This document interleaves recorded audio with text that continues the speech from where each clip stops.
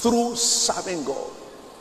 All great men in scriptures practically had no credentials other than they were serving God. Abraham, my servant.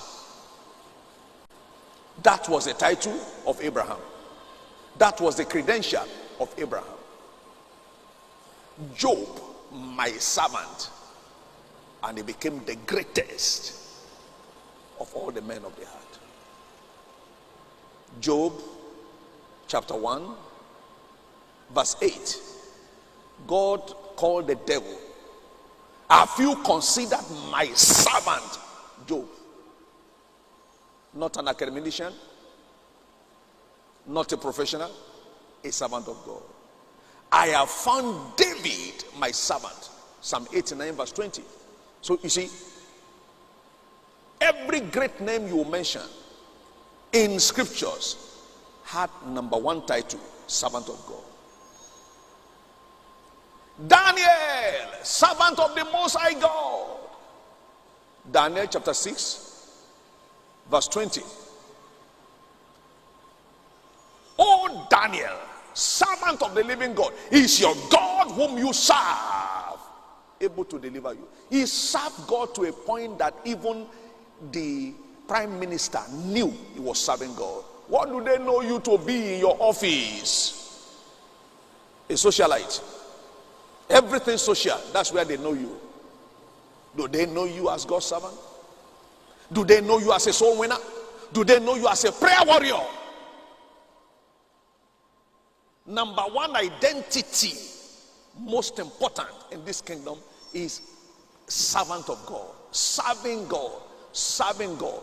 What do you gain for serving God? What becomes of you for serving God? Believe me, I will have remained a non-entity in my life outside of serving God. Outside of serving God. I never held any position in my life in any school. Prefect, class prefect, house prefect. Never. I never held any. I didn't look like one qualified. Never held any. All the schools I went to. No recognition. I didn't have any expertise that makes anybody think I will become anything in life. But I sold out myself to serving God. Sold out to serving God. I don't have as much of academic laurels, and I don't regret it. I'm sold out to serving God. Sold out completely. If all you do is to serve God, there's a future for you. You will get there. I say you will get there. Believe me, to the glory of God, there is no one I went to any school with that can sit where I sit today. I'm telling you the truth. For what? For serving God.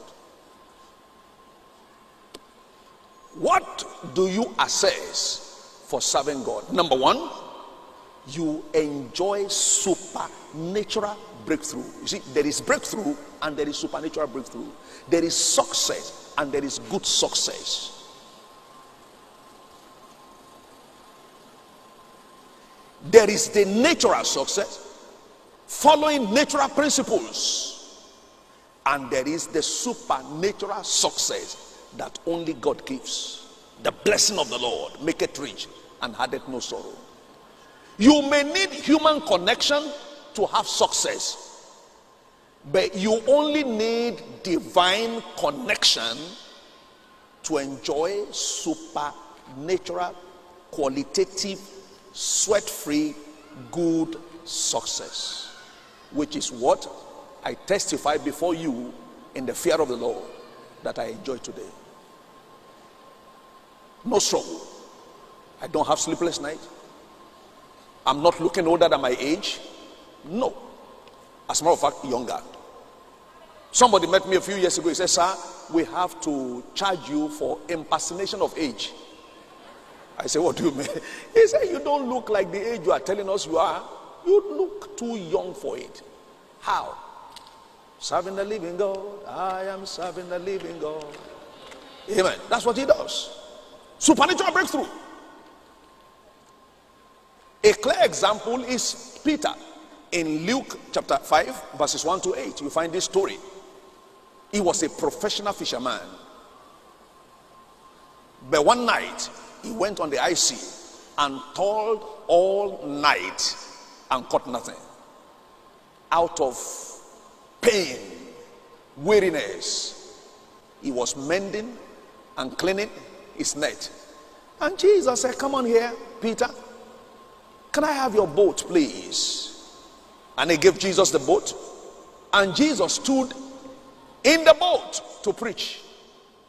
And when Jesus finished, Jesus said to Peter, I'm giving you back this boat. It was useless, but it will now become useful. Listen to this. If they call you useless, use the uselessness to serve God. If they call you non-entity, use the non-entity to serve God. Use it to a point that people will be mocking you. The boat was useless. And Peter said, well, what does it mean to me? This boat that can catch fish, this net that can catch fish, take it and use it if you want to use it. I love the song that I sing before the Lord many times. If you can use anything, Lord, you can use me. If you can use anything, Lord, you can use me. Touch my heart, Lord, and my feet. Touch my mouth, Lord, speak through me. If you can use anything, Lord, you can use me. I am useless before men, but useful in the hand of God. And Jesus said to Peter, now, take that boat back to the sea. Cast your net. And Peter did as he had said, and big catch. Big catch. He became the businessman of the hour. He didn't spend as much time to catch the fish like he spent toiling before. When you give your useless life to Jesus, he knows what to do with it. He will take care of it. We had testimony in second service. A lady had been jobless for 2 years, including the place where she was turned down before. They called her back. She was in sanitation unit. On Saturday, when they sent message to her phone to come for interview that day, she couldn't go. 5 people were interviewed. Only the person that didn't go was taken herself. She didn't attend interview, yet she was taken. Others attended, they were dropped. Jesus said, I'll take over. Now, for all of you serving God, I decree that this week will be a week of breakthroughs.